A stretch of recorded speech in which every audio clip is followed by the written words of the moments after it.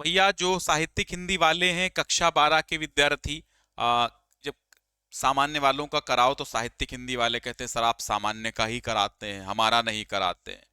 भैया हम सबका कराते हैं।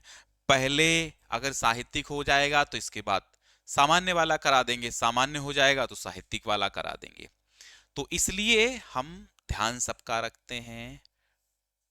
ठीक है, डोंट वरी, ज्ञान सिंधु का साथ है तो डरने की क्या बात है। तो चलिए, प्री बोर्ड का पेपर है और ये मुझे लगता है यह भी पेपर जो है वो सरस्वती विद्या मंदिर का होगा। बहुत जगह पर चलते हैं और एक ही पेपर हर विद्यालय में आता है। तो उन सबसे पहले बहुत अच्छा काम होता है। पहली ये प्रथम प्री बोर्ड परीक्षा, इसका मतलब ये है कि अभी इनको और भी प्री बोर्ड परीक्षाएं कराएंगे। हालांकि इनके पेपर्स में एक चीज रहती है कि एकदम सही पैटर्न पर पेपर होता है और बहुत अच्छा पेपर होता है। यानी प्रश्नों का जैसा प्रारूप होना चाहिए, पेपर का जैसा होना चाहिए वैसा होता है। देखो, प्री बोर्ड परीक्षाएं क्या करती हैं? प्री बोर्ड परीक्षाएं हमें ये बताती हैं कि हम अभी कितने पानी में हैं। अपना मूल्यांकन अगर आपको करना है तो प्री बोर्ड परीक्षा आप जरूर देना आपको है। ठीक है, और इसके अंक भी बोर्ड को जाते हैं। प्री बोर्ड परीक्षा के अंक भी बोर्ड को जाते हैं, ताकि अगर इन केस आपकी बोर्ड परीक्षाएं किसी आपदा के कारण, किसी चीज के कारण इन केस कभी भविष्य में किसी भी वर्ष अगर रोकनी पड़े तो वो उनको बेस मिलेगा कि हाँ, बच्चे ने प्री बोर्ड में ये किया है तो बच्चे को इतने अंक दिए जाने चाहिए, है ना। तो ये चीज है। चलो, तो भैया पहला सवाल यहां पर है, जल्दी कराएंगे हल, क्योंकि मैं प्री बोर्ड के जितने भी पेपर होते हैं मैं आधे घंटे में ही हल कराता हूं, ताकि क्योंकि इनकी संख्या बहुत होती है। बहुत सारे बच्चे भेजते रहते हैं सर मेरा करा दीजिए, मेरा करा दीजिए, तो आप भी भेज दीजिएगा आपका पेपर हो जाए तो, है ना, 2026 का। तो पंचांग दर्शन के लेखक कौन है? मथुरा नाथ शुक्ल हैं। अब चूंकि यहां मथुरा प्रसाद आ गया, वैसे मथुरा नाथ शुक्ल होता है। ठीक है। घनश्याम दास बिड़ला द्वारा लिखित रचना कौन सी है? तो घनश्याम दास बिड़ला जो है, डायरी के पन्ने, दैनंदिनी, कलम का सिपाही, मेरी कॉलेज डायरी। मेरी कॉलेज डायरी तो धीरेन्द्र वर्मा की है। कलम का सिपाही अमृत राय इसके लेखक हैं। तो डायरी के पन्ने ही है घनश्याम दास बिड़ला की। ठीक है, वैसे तो डायरी के कुछ पन्ने हैं, होता तो और ज्यादा सही था, डायरी के कुछ पन्ने। आनंद कादम्बिनी पत्रिका के संपादक कौन थे? तो आनंद कादम्बिनी ये तो पता है कि भारतेंदु युग की पत्रिका है, ये पक्का हो गया। बदरी नारायण चौधरी प्रेमघन, यहां पर देखिएगा, बदरी नारायण चौधरी प्रेमघन। अब यहां बद्रीनाथ है, बद्री नारायण चौधरी प्रेमघन है, यही सही ऑप्शन लगाएंगे, क्योंकि और कोई ऑप्शन नहीं है। ठीक है, और नागरी नीरद भी इनकी है। सदाचार का ताबीज किस विधा की रचना है? सदाचार का ताबीज निबंध है, नाटक है, कहानी है या उपन्यास है? तो ये तो पता है, सदाचार का ताबीज जो है वो हरिशंकर परसाई की रचना है। किसकी है? हरिशंकर परसाई की रचना है सदाचार का ताबीज। और पूछा क्या है? विधा पूछी है। सदाचार का ताबीज, तब की बात और थी, पगडंडियों का जमाना, ये सब जो है हरिशंकर परसाई के व्यंग्य निबंध हैं। त्यागपत्र के रचनाकार कौन है? त्यागपत्र आपको पता होगा, मैंने ट्रिक बताई थी, पसुत्या। पसुत्या, परख सुनीता और त्यागपत्र किसका है? जैनेन्द्र का है। ठीक है, अष्टछाप के कवि नहीं हैं, माने अष्टछाप के कौन नहीं हैं? तो सूरदास हैं, छीत स्वामी है, नंददास हैं। भिखारी दास नहीं हैं, क्योंकि भिखारी दास रीतिकालीन कवि हैं, रीत सिद्ध कवि हैं, रीतिबद्ध कवि हैं। तो अष्टछाप का मैंने ट्रिक आपको बताया था, सूक पक्र छी गोचन, उसी से निकल आता है। 1643 ईस्वी से लेकर के 1843 ईस्वी तक की किस काल की समय सीमा मानी जाती है? तो ये है रीतिकाल, क्योंकि 1843 से चलता है आपका आधुनिक काल। तो जो 1643 से 1843 यानी विक्रमी संवत 1700 से 1900 विक्रमी संवत तक का जो समय रहता है वो रीतिकाल का समय रहता है। तृतीय सप्तक का प्रकाशन वर्ष क्या है? तो 43, 51 और 59। तो 1959 यहां पर सही होगा। गंगा अवतरण किसकी रचना है? गंगा अवतरण जगन्नाथ दास रत्नाकर की रचना है। ऑप्शन नंबर गा। किस कवि को ज्ञानपीठ पुरस्कार नहीं मिला? तो भैया देखिए, दिनकर को उर्वशी पर ज्ञानपीठ पुरस्कार मिला, महादेवी वर्मा को यामा पर मिला, और पंत को मिला था चिदम्बरा पर। जयशंकर प्रसाद को नहीं मिला था, ऑप्शन गा। फिर आता है गद्यांश। गद्यांश क्या कहता है कि भारतीय संस्कृति के प्रति निष्ठा लेकर चलने वाले कुछ राजनीतिक दल हैं, किंतु वह भारतीय संस्कृति की सनातनता को उसकी गतिहीनता समझ बैठे हैं और इसलिए बीते युग की रूढ़ियां अथवा यथास्थिति का समर्थन करते हैं। संस्कृति के क्रांतिकारी तत्व की ओर उनकी दृष्टि नहीं जाती है। वास्तव में समाज में प्रचलित अनेक कुरीतियां जैसे छुआछूत, जाति भेद, दहेज, मृत्यु भोज, नारी अवमानना आदि भारतीय संस्कृति और समाज के स्वास्थ्य के सूचक नहीं है, बल्कि रोग के लक्षण हैं। गद्यांश के पाठ का नाम और लेखक का नाम आप बताइए। रेखांकित अंश की व्याख्या कीजिए। भारतीय संस्कृति के रोग के लक्षण कौन से माने गए हैं, है ना। अच्छा, यहां पर एक सवाल और पूछा है, हमारी संपूर्ण व्यवस्था का केंद्र किसे होना है। तो अगर ये पहले नंबर पे, तो ये आपको पता चल गया होगा कि पाठ का नाम क्या है। तो दीनदयाल उपाध्याय का ये लिखा हुआ पाठ है। पाठ का क्या नाम है दीनदयाल उपाध्याय का, है? हाँ, अब आप बताइए, कमेंट करिए तब तक। पाठ का नाम आपको बताना है। पंडित दीनदयाल उपाध्याय लेखक मैंने बता दिया है। फिलहाल व्याख्या आप ऐसे लिखेंगे प्रस्तुत रेखांकित अंश में पंडित दीनदयाल उपाध्याय जी कहते हैं। अब वो क्या कहते हैं, इस भाव, अपने भावों के अनुसार इसकी व्याख्या करते हुए आपको लिखना है कि दीनदयाल उपाध्याय जी कहते हैं कि भारतीय संस्कृति के प्रति आस्था और निष्ठा का भाव लेकर चलने वाले भी हमारे देश में राजनीतिक पार्टियां हैं, राजनीतिक दल हैं, लेकिन वो भारतीय संस्कृति की सनातनता को उसकी गतिहीनता समझ बैठे हैं। अर्थात भारतीय संस्कृति अपने सनातन धर्म के हिसाब से चलती है और उसे गतिहीनता वे समझ बैठे हैं, लेकिन ये गतिहीनता नहीं है। इसलिए बीते युग की रूढ़ियां अथवा यथा स्थिति का समर्थन करते हैं। इसलिए कहते हैं कि जो बीता युग है, अर्थात प्राचीन समय, जो परंपरागत चीजें हैं, उन रूढ़ियों का भी समर्थन करते रहते हैं। संस्कृति के क्रांतिकारी तत्व की ओर उनकी दृष्टि नहीं जाती, लेकिन जो संस्कृति का क्रांतिकारी तत्व है, यानी संस्कृति के वह तत्व भी विद्यमान हैं जिनसे क्रांतियां आ सकती हैं, उनकी ओर दृष्टि उनकी नहीं जाती। इस तरह लिख दीजिए आप।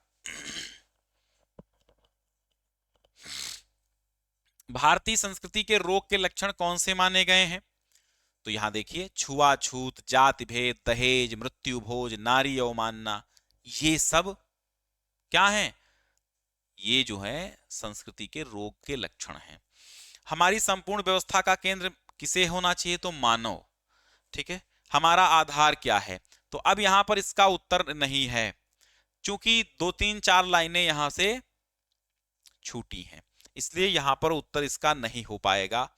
हमारी व्यवस्था का आधार क्या है, ठीक है। हाँ, इसका बताया नहीं किस पार्ट से है। हाँ,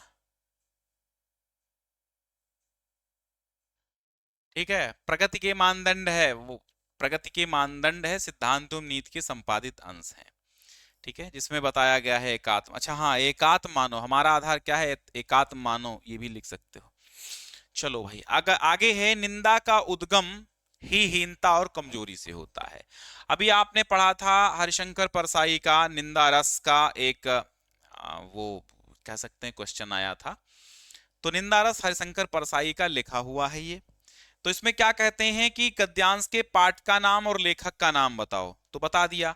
व्याख्या क्या है, देखो पूरी की पूरी अंडरलाइन कर दी गई है, तो यहां से लिखिए कि प्रस्तुत रेखांकित अंश में हरिशंकर परसाई जी कहते हैं कि निंदा का उद्गम अर्थात निंदा की उत्पत्ति ही हीन भावना और कमजोरी से होती है, क्योंकि मनुष्य अपनी हीनता से दबता है, अपनी हीन भावना से स्वयं में वह दबता है, और इस प्रकार उसमें निंदा की प्रवृत्ति जागृत होती है और वह निंदा करना स्टार्ट करता है, और वो ये समझता है कि सब नीच हैं और वो उनसे अच्छा है, सब बेकार है।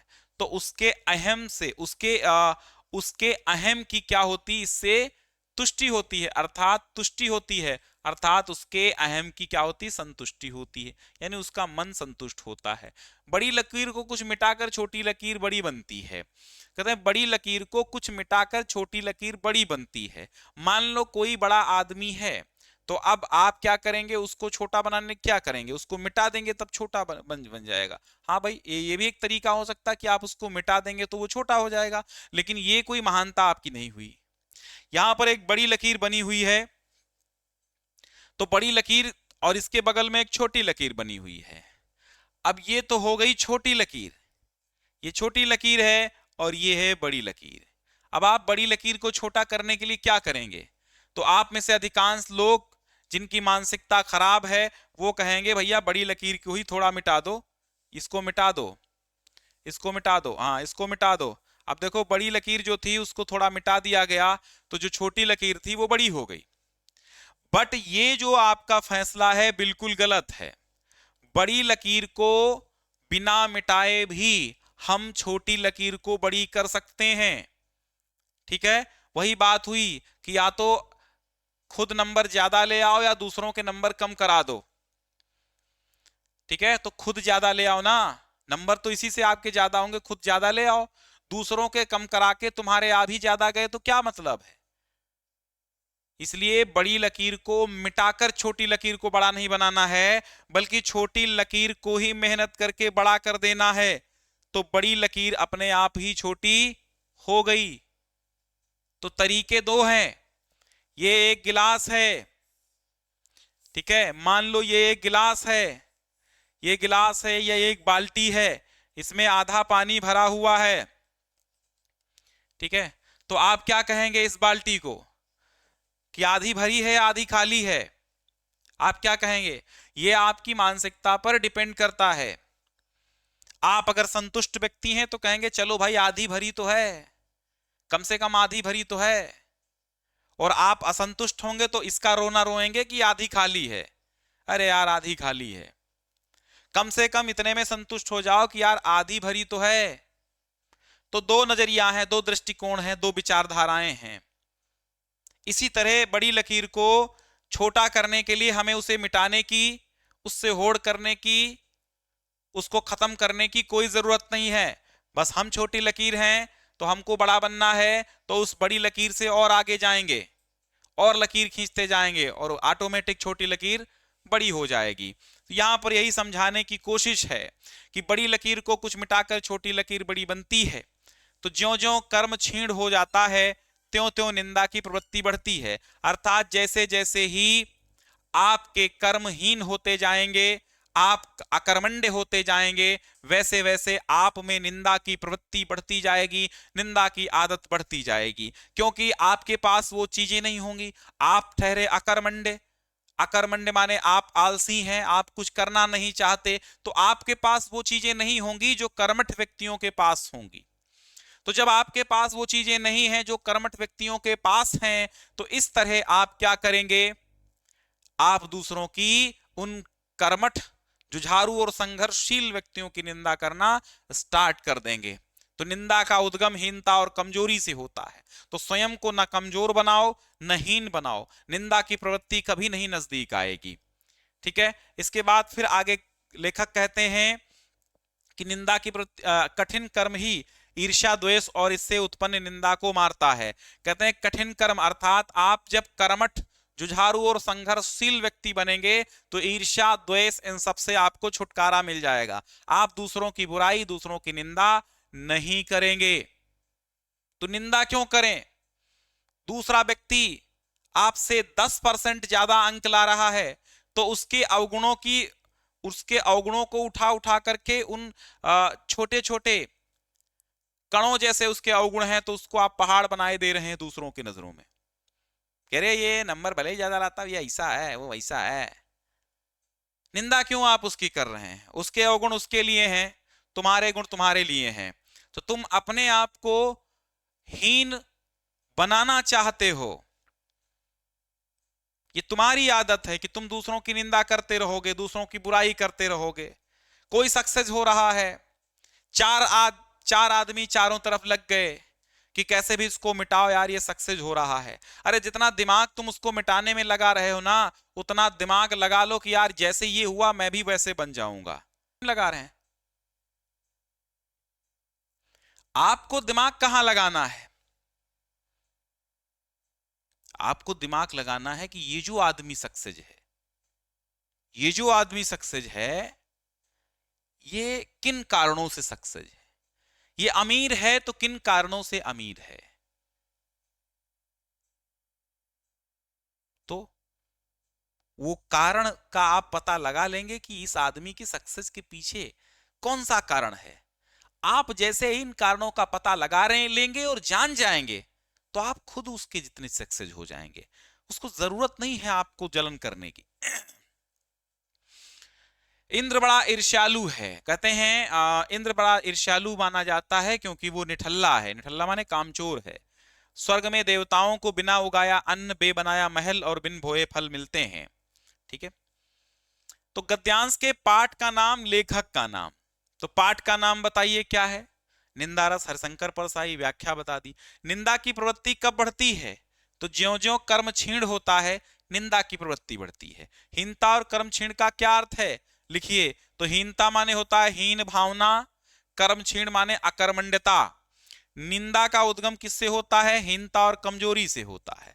फिर देखिए आया है पद्यांश कि दुख की पिछली रजनी के बीच विकसता सुख का नवल प्रभात, एक पर्दा यह झीना नील छिपाए है जिसमें सुख गात।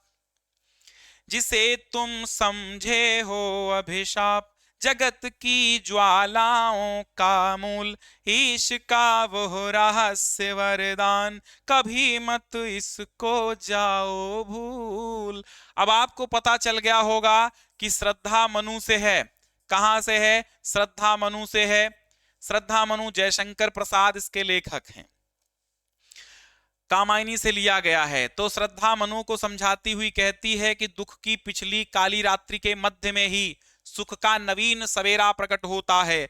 और सुख रात्रि और सुबह के मध्य में जिस प्रकार एक धुंधल का होता है, उसी प्रकार सुख और दुख के मध्य में सिर्फ एक नीला झीना महीन पर्दा होता है।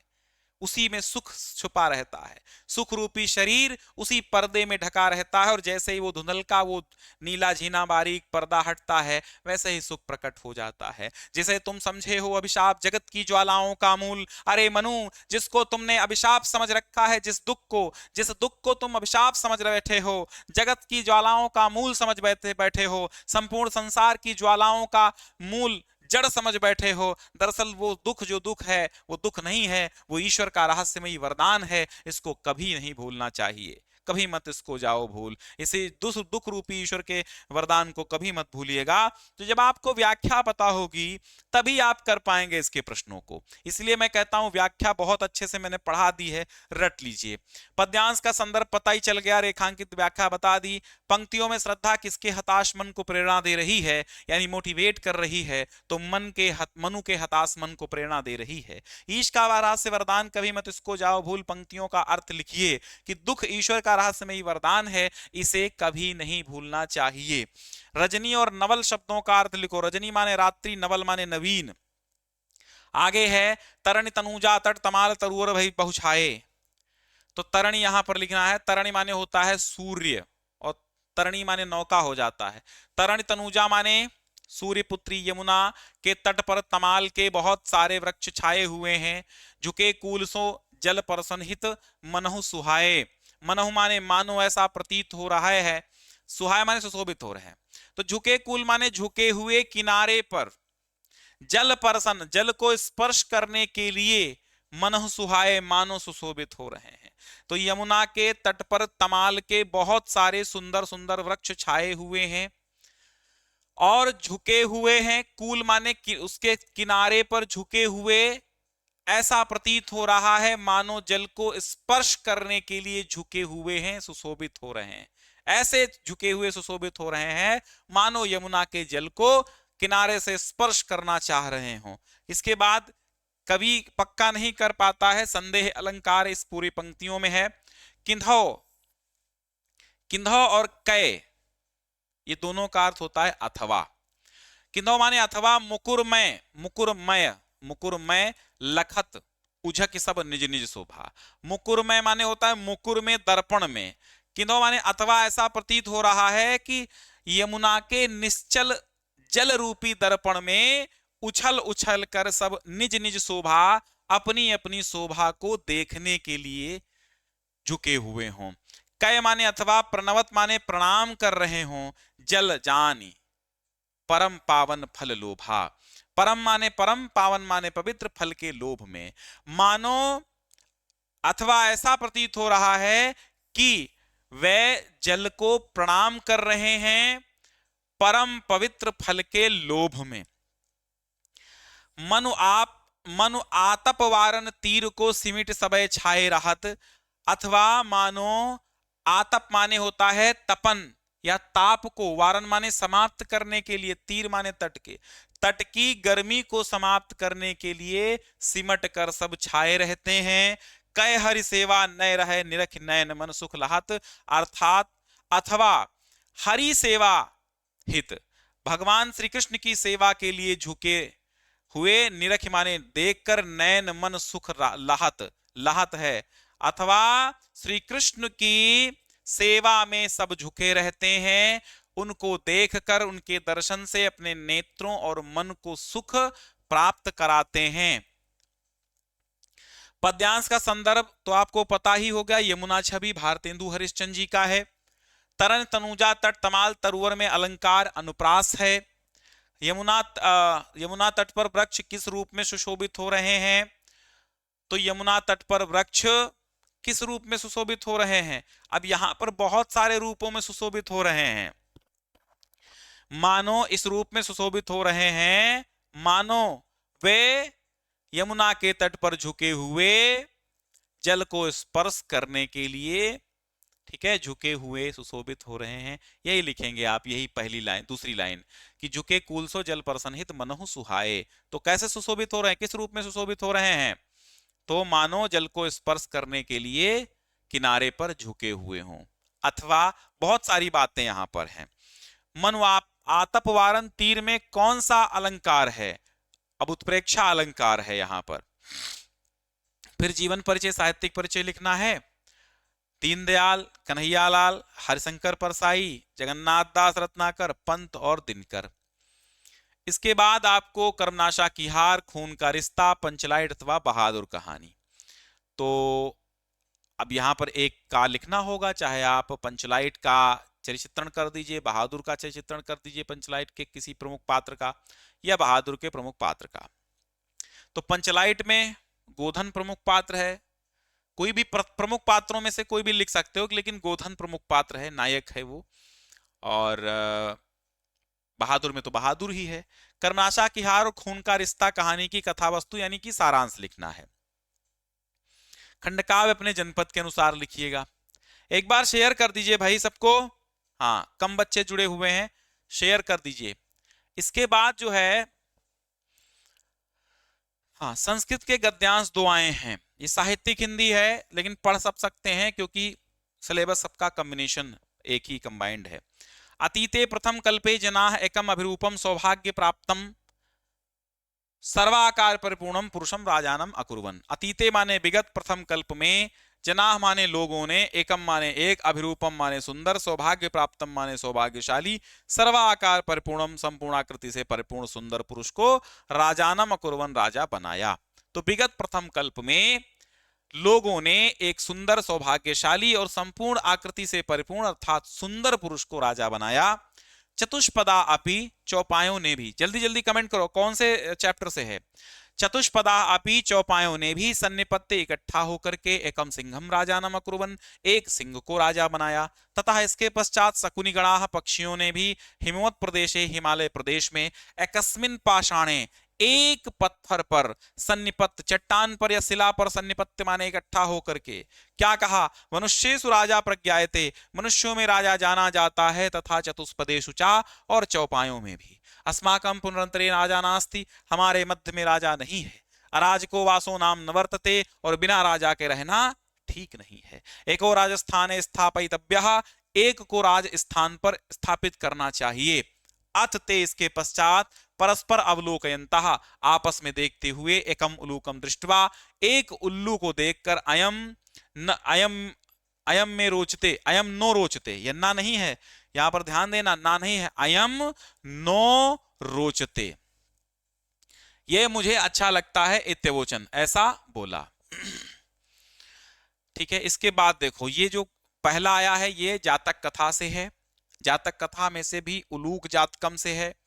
इसके बाद जो अगला है कौन सा है, जन्मतः 10वें दिने शिवम भजेत अयम इति बुद्धया, तो ये भैया आपका आ गया है महर्षि दयानंदा से, महर्षि दयानंदा, महर्षि दयानंदा चैप्टर से है। जन्मतः 10वें दिने, जन्म के 10वें दिन, शिव भजेत अयम, अयम माने यह, भजेत माने भजे, शिवम माने शिव को, यह शिव को भजे, इति बुद्धया ऐसा विचार कर, पिता, पिता ने स्वसुतस्य माने अपने पुत्र का, मूल शंकर इति नाम अकरोत, मूल शंकर ये नाम कर दिया। अष्टमे वर्षे 8वें वर्ष चा अस्य उपनयनम अकरोत, और 8वें वर्ष इसका उपनयन संस्कार कर दिया। 13 वर्ष प्राप्तवते अस्मयी मूल शंकराय पिता शिवरात्रिव्रतम आचरितुम अकथयत। 13 प्राप्तवते माने 13 वर्ष का होने पर, अस्मयी मूल शंकराय, इन मूल शंकर के पिता ने शिवरात्रि व्रतम आचरितुम कथयत, मूल शंकर को शिवरात्रि का व्रत करने के लिए कहा। पितुराज्ञानुसारम मूल शंकरम सर्वम व्रतम विधानम अकरोत, पिता की आज्ञानुसार मूल शंकर ने समस्त व्रत विधान किया। रात्रौ रात्रि में शिवालय में स्वपित्रा समम अपने पिता के साथ, सर्वान निद्रतान विलोक के सभी को सोते हुए देखकर, स्वयं जागरितो अतिष्ठत स्वयं उठकर बैठ गए। शिवलिंगस्य च ऊपर, और शिवलिंग के ऊपर, मूषिकम एकम एक मूसक अर्थात एक चूहे को, इतस्ततः विचरणम इधर उधर घूमते हुए, दृष्टवा माने देखकर, शंकित मानसाः सत्यम शिवम सुंदरम लोक शंकरम शंकरम साक्षात कर्तुम हृदय निश्चितवान, अर्थात शंकित मन से सत्यम शिवम सुंदरम लोक शंकर, शंकर का साक्षात्कार करने के लिए हृदय में निश्चय कर लिया। तो ये महर्षि दयानंदा से है। ठीक है, फिर संस्कृत के पद्यांश आए हैं कि काव्य शास्त्र विनोदेन कालो गच्छति धीमताम, व्यसनेन चा मूर्खाणाम निद्रया कलहेन वा। ये कहां से आ गया है, प्री बोर्ड इसलिए जरूरी है ताकि आपका बोर्ड अच्छे से हो जाए, क्योंकि आपके अध्यापक, आपके माँ बाप, आपके ट्यूशन टीचर, आपके भाई, आपके गार्जियंस, आपके सब, आपके जो लोग हैं ना, वो सब लगे हुए हैं कि आप अच्छे अंक लेकर के आए, आप अच्छा स्कोर करें। मास्टर साहब सुबह स्नान करते हैं, सुबह सुबह आ जाते हैं, एक्स्ट्रा पढ़ाने भी आ जाते हैं। हम लोग भी महामैराथन क्लासेस चला रहे हैं, क्रैश कोर्स चला रहे हैं, पीडीएफ भी फ्री में प्रोवाइड कर रहे हैं। तो क्यों? स्वार्थ तो मेरा भी है, स्वार्थ है इसमें, सबका है, लेकिन अगर कोई काम आपके अकॉर्डिंग कर दे तो वो स्वार्थ नहीं माना जाता है। कोई काम आपके लिए किया जाए वो स्वार्थ की श्रेणी में नहीं आता है। जिसमें आपका लाभ हो जाए उसमें आपको स्वार्थ नहीं देखना है। सच तो ये है कि दुनिया स्वार्थ का अखाड़ा है। हमें यूट्यूब अगर पैसा देना बंद कर दे, कोई पैसा अगर नहीं पाएगा तो कोई नहीं पढ़ाएगा, ये सच है। लेकिन यह भी सच है कि आपका लाभ अगर मेरी वजह से हो रहा है, मेरे स्वार्थ में आपका लाभ हो रहा है, तो प्रणाम है ऐसे स्वार्थ को। ऐसे स्वार्थी दुनिया में सब हो जाएं। आपका लाभ हो रहा है ना, मैं भले ही स्वार्थी हूं, लेकिन मेरे स्वार्थी होने से आपका लाभ हो रहा है। इससे बड़ा फल आपको कोई नहीं मिल सकता, और इससे बड़ा उत्तम बात कोई नहीं हो सकती, इससे बड़ी कि किसी के स्वार्थ में आपका लाभ हो जाए। मेरे स्वार्थ सिद्ध करने में आपका लाभ हो रहा है। मान लो, है ना, उस दिन एक कमेंट मैंने पढ़ा तो बच्चा कह रहा था कि हमारे लिए आप थोड़ी कर रहे हैं, आप पैसों के लिए कर रहे हैं। फिलहाल मैं तो राष्ट्र हित में शिक्षा दे रहा हूं, निःशुल्क दे रहा हूं। क्योंकि पेड कोर्स मेरा कोई भी नहीं है और कभी देता भी नहीं हूँ, कभी दिया भी नहीं। ज्यादा वो ये मेरे जहन में नहीं रहता है कि मैं पेड चलाऊं और बच्चे खरीदें। मैं जानता हूं मैं कह दूंगा तो तुरंत बच्चे खरीदने लग जाएंगे, लेकिन नहीं, मैं सब जानता हूं कि आप तुरंत हजारों की संख्या में, लाखों की संख्या में बच्चे खरीदेंगे कोर्स, लेकिन नहीं, वो आदत नहीं है। राष्ट्र हित में शिक्षा का बीड़ा उठाया है, फिर मैं कैसे अपने वचनों से मुकर जाऊंगा। तो कहा कि हाँ, वो यूट्यूब पैसा देना बंद कर देगा तो आप नहीं पढ़ाएंगे। तो मैंने कहा भाई सच बात है ये, लेकिन ये भी तो सच है कि मेरी स्वार्थपरता में, मेरे स्वार्थी होने के कारण आपका लाभ कितना बड़ा हो रहा है, ये तो आप अनुमान नहीं लगा सकते। क्योंकि पेट चलाने के लिए यार, अगर ये पेट न होता, किसी वस्तु का रेट न होता, तो भैया पेट चलाने के लिए, पेट भरने के लिए जरूरी है स्वार्थी होना। नहीं होगे तो कैसे भरोगे? और पेट भरने के लिए तो भैया कहीं ना कहीं से थोड़ा बहुत पैसे की जरूरत होती ही है। ठीक है, तो वो स्वार्थी व्यक्ति भी अच्छा है जो आपको लाभ पहुंचाए, है ना। चलो भाई, बात खत्म करते हैं। तो काव्य शास्त्र के मनोरंजन में कालो गच्छत धीमता, माने बुद्धिमानों का जो समय है वो काव्य शास्त्र के मनोरंजन में जाता है। व्यसनेन चा मूर्खाणाम निद्रया कलहेन वा, और मूर्खों का समय सोने अथवा झगड़ा करने में, बुरी आदतों में जाता है। इसके बाद ये कहां से आया? सुभाषित रत्नानी से। दूसरा कौन सा है? ज्ञाने मौनम क्षमा शक्तौ त्यागे श्लाघा विपर्ययः गुणा गुणानुबंधित्वा सत्य सप्रसवायु। तो यहां पर जो राजा दिलीप हैं उनकी बात की जा रही है। कौन है? नृपति दिलीपः पाठ से लिया गया है। तो ज्ञाने मौनम का मतलब क्या है? ज्ञाने मौनम का मतलब है कि ज्ञान रहने पर मौन रहना, यानी ज्ञानी हैं फिर भी बड़ी बड़ी बातें नहीं कहते हैं, तो ज्ञान रहने पर भी मौन रहना, और क्षमा शक्तौ, और शक्ति रहने पर भी क्षमा करना। त्यागे श्लाघा विपर्ययः, त्यागे श्लाघा विपर्यय का मतलब क्या है? कि बिना प्रशंसा के त्याग करना, बिना प्रशंसा के दान देना, यानी दान देने के बाद भी वे स्वयं की प्रशंसा नहीं सुनना चाहते हैं, तो बिना प्रशंसा के कारण ही दान देना। जैसे गुणा गुणा अनुबंधित्वा सत्य सप्रसवायु, तस्य, ये सत्य नहीं होगा, यहां पर तस्य होगा, तस्य तस्य सप्रसवायु। हाँ, तो कहते हैं कि इस तरह के विरोधी गुणों के साथ साथ रहने के कारण भी उनके ये गुण एक साथ जन्मे प्रतीत होते थे। ठीक है, तस्य माने उनके, सप्रसवायु माने साथ साथ जन्मे की भांति, यु माने की भांति, जन्मे के समान प्रतीत होते थे।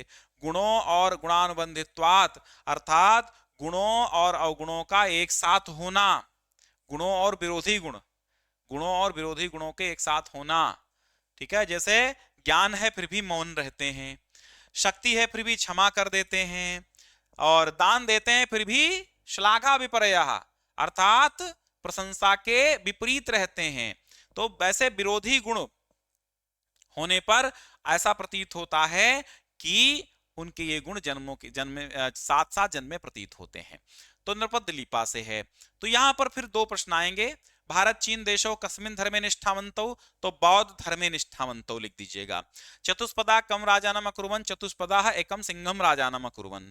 ठीक है, तो इस तरह दो का लिखना। शांत और वीर रस आ गया, तो मैंने पढ़ाया था सामान्य हिंदी वाला, उसमें आपको शांत रस का बता दिया था। श्लेष और संदेह अलंकार, संदेह का बता देते हैं। श्लेष का भी है, जहां पर एक शब्द की एक ही बार, एक अथवा दो या दो से अधिक बार आवृत्ति हो।